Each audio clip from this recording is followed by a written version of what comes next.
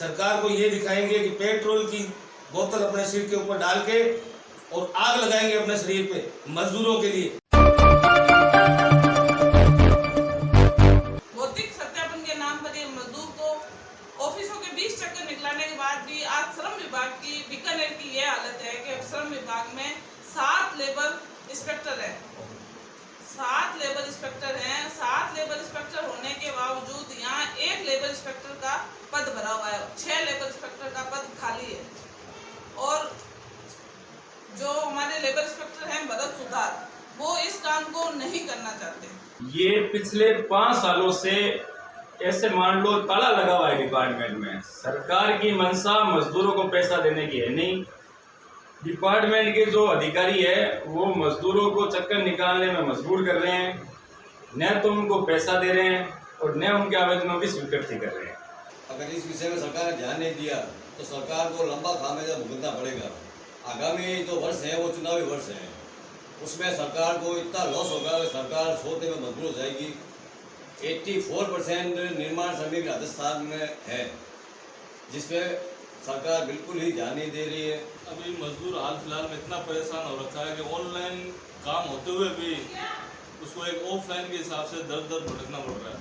सरकार एक तरफ तो सर्विसमैन को, किसान को फायदा देना चाह रही है, जैसे 55 साल अगर कर्मचारी के हो जाते हैं और वो अपने लड़के को नौकरी लगाना चाहता है तो सरकार ये नियम लेके आ गई, किसानों के लिए लेके आ गई। अरे किसान से ज़्यादा मजदूर, 97% मजदूर जो है वो सरकार को कुछ ना कुछ किसी भी प्रकार से आय देता है। श्रम विभाग जयपुर के अंदर टोटल श्रमिकों के आवेदन 2,80,000 रुपये, 2,80,000 आवेदन हुए हैं। में से 90,000 आवेदन डिपार्टमेंट ने पास किए हैं और 1,11,768 आवेदन डिपार्टमेंट ने रिजेक्ट किए हैं। ठीक है। और सिटीजन लेवल वो लेवल होता है जिसमें मजदूरों के आवेदन डिपार्टमेंट ई मित्रा पर सेंड बैक करता है डॉक्यूमेंट के अभाव में वो। और आज दिनांक तक डिपार्टमेंट में पूरे राजस्थान की पेंडेंसी है 55,559 और पूरे राजस्थान की हम बात करें छात्रवृत्ति योजना में डिपार्टमेंट की पेंडेंसी है 5,55,159। 5,55,159 आवेदन डिपार्टमेंट में पूरे राजस्थान में पेंडिंग पड़े हैं। भवन निर्माण से संबंधित जितनी भी महिलाएं हैं या पुरुष हैं, उनकी बच्चियों को जो 18 साल की हो जाती है उनको 55,000 रुपये की सहायता दी जाती थी।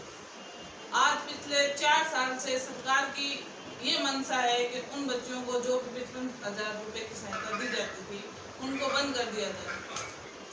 आज 4 सालों से बच्चियों अपने शादी के पैसों का इंतजार करते करते आज उनके खुद के बच्चे 4-4 साल के हो चुके हैं, जिनको आज तक कोई पैसा नहीं मिला।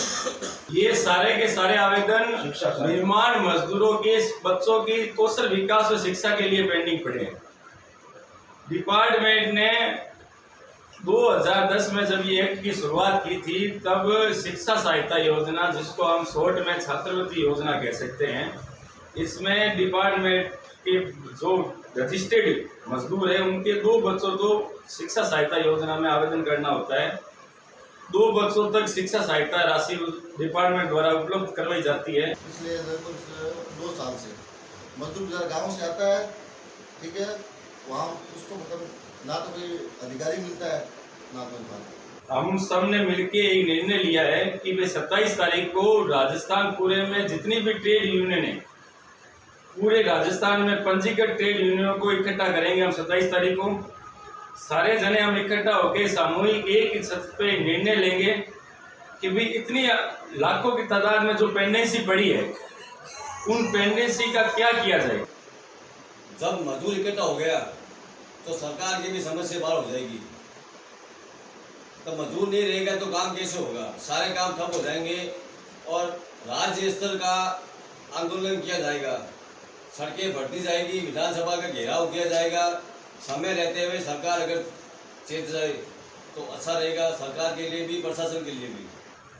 हम हेड ऑफिस पर धरना देंगे, जुलूस निकालेंगे, रैलियां निकालेंगे, प्रशासन को ये चेताएंगे कि आपके द्वारा मजदूरों का पैसा जो मजदूर का खुद का है और मजदूरों को नहीं मिल रहा है। और आपकी क्या मंशा है?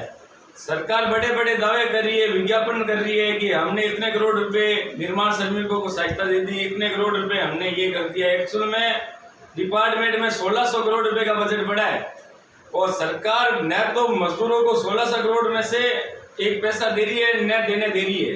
तो जयपुर मुख्यालय में समस्त राजस्थान की ट्रेड यूनियन है, उसको सबको इकट्ठा करके एक धरम पे बैठ के हम निर्णय लेंगे। वहाँ पे आज उनको पैसा नहीं मिल रहा है, हम दर दर भटकते भटकते परेशान हो गए हैं, ऑफिसों के चक्कर निकाल निकाल के परेशान हो गए हैं। वहाँ ना तो कोई अधिकारी मिलता है, ना ही प्रशासन का कोई आदमी इस विषय में सुनने को तैयार है, जबकि उन व्यक्तियों द्वारा, उन मजदूरों के द्वारा कई बार चक्कर निकाले जा चुके हैं। प्रशासन इस पे एक बार भी इस विषय को उठाने के लिए तैयार नहीं है कि उन बच्चों को पैसा दिया जाए। लेकिन हम लोग मजदूर संगठन चलाते हैं और मजदूरों के बच्चों को ये 55,000 रुपये कैसे मिले, इसके लिए सरकार से लड़ेंगे और सरकार को ये कहेंगे कि जो बच्चियाँ आज 4 सालों से 55,000 रुपये का वेट कर रही हैं उनको दिया जाए, वरना 55,000 रुपये की सहायता को आप बंद कर दें, ताकि उन बच्चियों को ऐसा लगे कि हमारी जो सहायता हमें मिलनी चाहिए थी वो सरकार के द्वारा बंद हो चुकी है। डेली का डेली लेबर ऑफिस के चक्कर लगाना, इस काम को पूरा का पूरा ऑफलाइन बना रखा है। एक फिजिकल वेरिफिकेशन वाला काम इन्होंने ऐसा शुरू कर रखा है कि अगर कोई आदमी अगर एक बार गया वहाँ पे तो उसको बार बार चक्कर लगा। प्रशासन यही बोलता है कि यहाँ पर स्टाफ नहीं है, स्टाफ नहीं है, स्टाफ नहीं है। लगभग 2 साल से प्रशासन का ये रोया हो रखा है कि मजदूरों को बस भगाना है, घुमाना है, कोई काम नहीं करना है, ताकि उन पैसों का इंतजार खत्म हो जाए। हम चाहते हैं कि आज 3 महीनों का जो हमारे कलेक्टर महोदय ने एक आदेश निकाला है कि 3 महीने के अंदर सारी पेंडेंसी को खत्म किया जाएगा। तो अप्रैल मई जून 3 महीने एक आश्वासन देके हमें चुप किया गया है कि आप लोग 3 महीने के अंदर आपकी जितने भी योजनाओं का जो लंबित पड़ा है उनका निस्तारण किया जाएगा। तो इन 3 महीनों के अंदर उन्होंने एक ये भी आदेश निकाला है कि जो भौतिक सत्यापन किया जाता है, बच्चियाँ कितनी तारीख को शादी हुई, कितना टाइम हो गया उनको शादी किए हुए और अभी भी कमा रही है या पढ़ाई कर रही है या वो मजदूर है, उनके माता पिता है या नहीं है, तो इसके विषय में एक भौतिक सत्यापन किया जाता है। तो उस भौतिक सत्यापन को पहले 4 बार कर चुके हैं। इसका समाधान यही है कि हमने पूरे राजस्थान के अंदर सर हमारी मीटिंग होगी परसों 27 तारीख को। इसके लिए हम लोगों ने पूरे राजस्थान लेवल पर दिनांक 27/3/2022 को समस्त राजस्थान की ट्रेड यूनियन की एक मीटिंग रखी है। उसके अंदर मोटी हमारा एक डिसीजन होगा कि प्रथम स्तर पर हर जिले में एक ही दिनांक को कलेक्ट्रेट पे धरना दिया जाएगा। तो सरकार की यही मंशा है कि भौतिक सत्यापन के नाम पे जो 4 साल से ये भौतिक सत्यापन कर रहे हैं, उस भौतिक सत्यापन के नाम पे उन बच्चियों को वो पैसा नहीं दिया जाए। क्योंकि सरकार अगर पैसा देने लगेगी तो सरकार कहती है हमारे पास इतना बजट नहीं है कि हम बच्चियों को 55,000 रुपये दें। हो सकता है बीकानेर में ही इतनी पेंडेंसी हो कि कम से कम 5,000 फाइलें बीकानेर की लगी हुई हो, तो 5,000 फाइलों का भी अगर 55,000 रुपये से हिसाब किया जाता है तो करोड़ों रुपए बांटने पड़ेंगे सरकार को। और अगर राजस्थान में इनकी आंकड़ा लिया जाए तो बहुत बड़ा है, इसलिए सरकार इन पैसों को देने में टाल मटोल कर रही है। फिर नेक्स्ट में जो है विधानसभा का घेराव किया जाएगा। सरकार बस अपना एक झूठा और दुष्प्रचार करके बस ये अफवाह फैला रही है कि निर्माण श्रमिकों का फायदा हो रहा है, पर भूमिगत स्थिति ये है कि उनको कुछ भी लाभ नहीं मिल पा रहा है। सत्यापन किस चीज का किया जा रहा है? मजदूर का। हमें ये समझ में नहीं आ रही है। जब मजदूर एक अपना लेबर कार्ड बनाता है तो उसका सत्यापन किया जाता है कि वो मजदूर है या नहीं है, तब उसका एक लेबर कार्ड बनता है। जब वो योजना का आवेदन करता है तो फिर उसका भौतिक सत्यापन किया जाता है, चाहे वह छात्रवृत्ति सहायता है, चाहे वह मृत्यु सहायता है, चाहे वह दुर्घटना सहायता है, चाहे वो सुख शक्ति सहायता हो।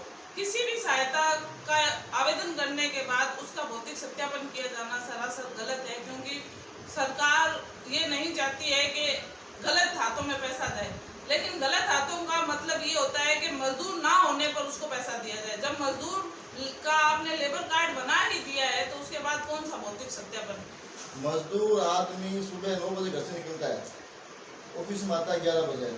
ऑफिस में आने के बाद ना तो उसको कोई अधिकारी मिलता है, ना डीएम मिलता है, ना कोई इंस्पेक्टर मिलता है। उसको ऐसा लगता है कि जैसे मतलब उसके साथ में तो बहुत बुरा हो रखा है उसके साथ में।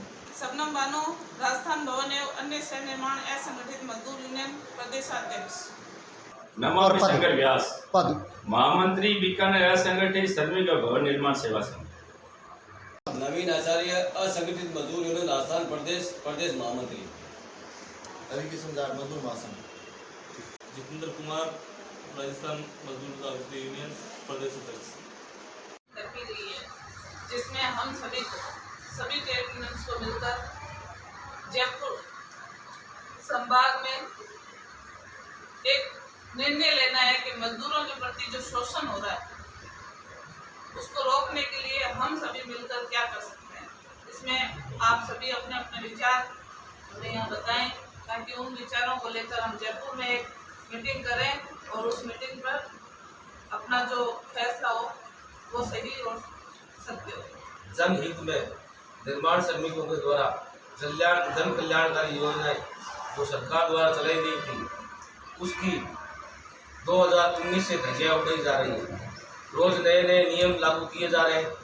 वह शुभ शक्ति योजना को बंद कर दिया गया है। ग्रामीण क्षेत्र में जो ऑफलाइन डायरी बनाई गई थी वो सरकार के द्वारा ही बनाई गई थी, वो सरकार का ही कार्ड है, लेकिन अब हजारों की तादाद में ऑनलाइन नंबर के लिए वो तरस रहे हैं। जबकि सरकार का दायित्व था कि उन मजदूरों को ऑनलाइन नंबर पंचायत को सूचना करते हुए वहाँ का रिकॉर्ड लेते हुए उनको दिया जाए, लेकिन आज वो मजदूर दर दर की ठोकर खा रहा है। वह सरकार की कल्याणकारी योजनाओं के लाभ से वंचित है। सरकार की योजना जो शुभ के नाम से है वो 4 साल से बंद पड़ी है। एक भी आवेदन का पैसा किसी मजदूर को नहीं मिला है और 4 साल से ये आश्वासन मिल रहा है कि जांच करें, भौतिक सत्यापन करें, जांच करें, भौतिक सत्यापन करें। तो भौतिक सत्यापन कितनी बार होगा? एक मजदूर का 3-3, 4-4 बार हो चुका है। तो सरकार की लगती नहीं एक मंशा पैसे देने की, इसलिए टाल मटोल नीति जो है सरकार अपना रही है। इससे मजदूरों में काफ़ी रोष है और हो सकता है कि आगामी जो ये चुनावी साल है उसमें मजदूर अपना गुस्सा दिखाए। योजना में ये नियम था पहले शुरुआत होने में कि भाई पहले तो वो बच्ची 8वीं पास होनी चाहिए, डायरी 6 महीने पुरानी होनी चाहिए। उसके बाद में सरकार ने एक ऑर्डर जारी किया 9/9/16 को। उसमें 9/9/16 के ऑर्डर में ये कर दिया कि बच्ची 8वीं पास तो होनी चाहिए लेकिन डायरी 3 महीने पुरानी होनी चाहिए। ठीक है, अब 1/1/16 को योजना स्टार्ट हुई थी। योजना ऑनलाइन स्टार्ट होनी थी, ऑनलाइन स्टार्ट हुई। विभाग ने 1/1/16 को ऑनलाइन योजना को स्टार्ट होने का था, लेकिन विभाग ने 1/5/2020 तक 1/5/2016 तक 1/1/16 से 1/5/16 तक 4700 फाइलों ऑफलाइन ले ली। उन ऑफलाइन फाइलों में 30 फाइलों का भुगतान विभाग द्वारा किया गया। 4700 फाइलों में से 30 फाइलों का भुगतान हुआ। आज तक वो फाइलें ऑनलाइन ऑफलाइन पड़ी है विभाग में, उसका आज तक पेमेंट हुआ नहीं। उसके बाद में विभाग ने ऑनलाइन योजना प्रारंभ कर दी। ऑनलाइन योजना में आज दिनांक तक 7644 शुभ शक्ति योजना के आवेदन पेंडिंग पड़े ऑनलाइन। जो ऑफलाइन है उसका तो कोई धनीधोरी नहीं है विभाग का, ऑफलाइन पड़े उसका आज तक विभाग भौतिक सत्यापन कर रहा है। एक आदमी जो मजदूर है उसकी एक आदमी की एक बार जांच होगी, ये एक्ट में नहीं लिखा हुआ है, लेकिन जब डायरी बनी उस टाइम उसकी जांच कर रहे हैं, योजना का लाभ दे रहे हैं उस टाइम उसकी जांच कर रहे हैं। ये कौन सी जांच है? रिन्यूअल में जांच, रिन्यूअल में जांच, फेक एम्प्लॉय करके आवेदनों को रिजेक्ट किया जा रहा है। राजस्थान भवन व अन्य शहर निर्माण श्रमिक कल्याण बोर्ड एक्ट 1996 में लागू हुआ था। राजस्थान में 14 साल वनवास के बाद में एक्ट 2010 में लागू हुआ। बड़ी विडंबना है कि 14 सालों बाद में राजस्थान में एक्ट का प्रारंभ हुआ। हाई कोर्ट का, सुप्रीम कोर्ट का डिसीजन हुआ, तब जाके श्रम विभाग बीकानेर में एक्ट की शुरुआत हुई। ये कोई योजना नहीं है, ये कानून है। उस कानून के तहत मजदूर का पैसा मजदूर को मिलना था। मजदूर का पैसा मजदूर को मिलने के लिए सरकार ने एक रणनीति बनाई, एक योजना का क्रियान्वयन किया, जिसमें ये कर दिया कि भाई जो पैसा है वो सरकार ने एक योजना बना के मजदूरों को बांटने की योजना बना दी। अब चूंकि बात यह है कि भाई 2010 में एक प्रारंभ हुआ, आज 2022 चल रहा है, एक्ट में कितने लोगों को लाभ मिला, कितना लोगों को लाभ से वंचित हो रहे हैं, इसकी बात के लिए हम जयपुर में मीटिंग का आयोजन कर रहे हैं। मीटिंग का आयोजन 27/3/2022 को एक मीटिंग रखेंगे, उसमें राजस्थान की समस्त यूनियनें एक ही मंच पर इकट्ठी होगी।